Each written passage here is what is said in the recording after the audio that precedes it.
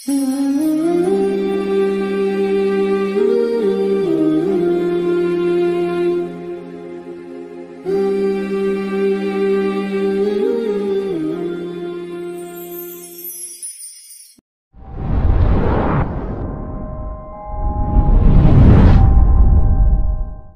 শিক্ষক একবার একটি গল্প বলেছিলেন।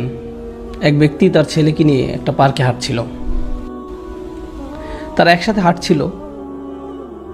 ছেলেটি গাছের উপর একটা কাক দেখে বলল, বাবা এটা কি, এটা কি? বাচ্চার বয়স ছিল 2 বছর। বাবা বলল, এটা একটা কাক।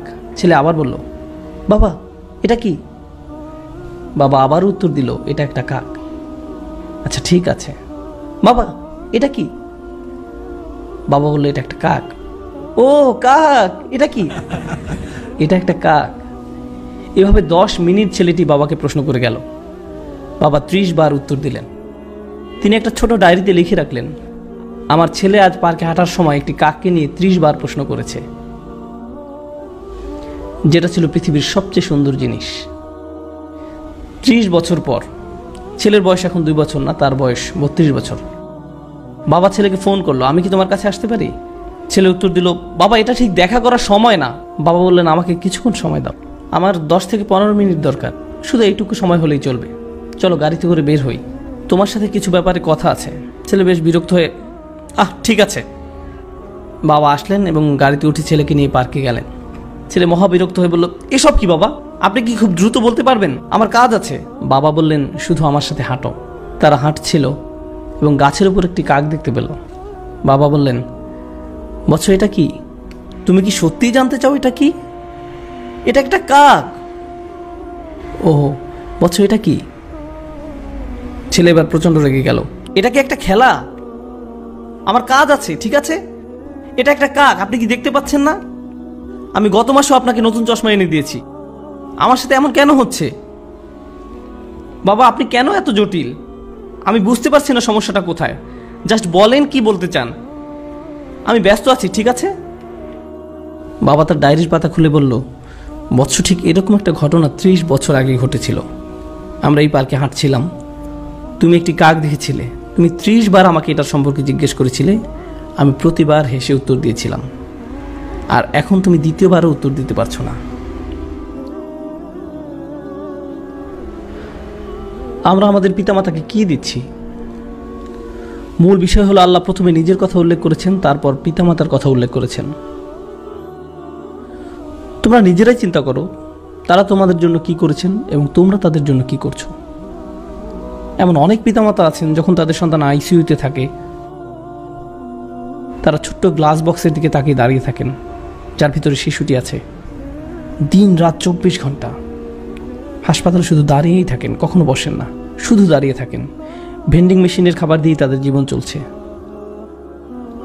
আর ঠিক এই সন্তানই বড় হলে ফোন করে খবর নেওয়ারও সময় হয় না।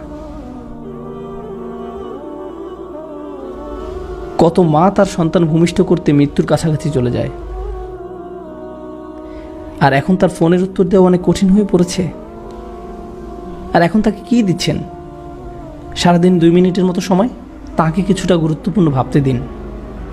এটা কতটা অন্যায্য যে আপনি তাদের নিকট ছিলেন সবচেয়ে গুরুত্বপূর্ণ, আর এখন তারা আপনার কাছে গুরুত্বহীন।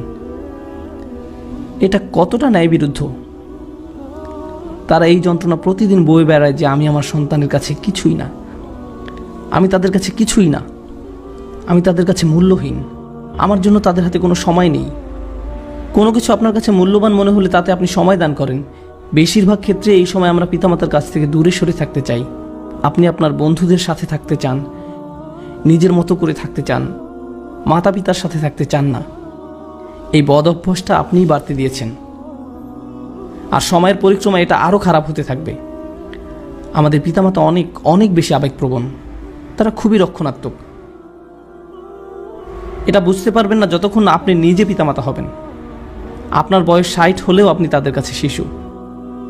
তারা এখনও স্মরণ করতে পারে আপনার ময়লা ন্যাপকিন পরিষ্কার করার কথা, আপনাকে দুধ খাওয়ানোর কথা, কিভাবে ঢেকুর তুলেছেন, পিছনের সিটে বসানোর পর কিভাবে আপনাকে পরিষ্কার করেছে, খাইয়েছে। আপনি স্মরণ করতে পারেন না, কিন্তু তারা পারে। আমার সন্তান এটি মনে রাখবে না। গাড়িতে বসা অবস্থায় আব্বু টয়লেটে যাব, টয়লেটে যাব, টয়লেটে যাব, হঠাৎ করে সে চুপ হয়ে যায়। আমি বললাম, জানালা নামিয়ে দেওয়ার এখনই সময়।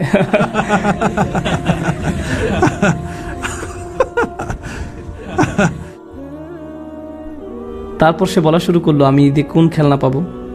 আমি ভাবলাম, ওকে, গাড়ি চালানোর জন্য আজ ভালো সময় নয়। তারপর সে যখন কলেজ থেকে গ্রাজুয়েশন করেছে, একদিন বিয়ে করেছে, সে তখন আর এটা মনে রাখবে না। কিন্তু কে কখনো ভুলে যাবে না? আমি কখনো ভুলে যাব না। আমি ভুলবো না তাকে কিভাবে বাথরুমে নিয়েছি, তাকে পরিষ্কার করেছি, জামা পরিয়েছি। সে বলেছিল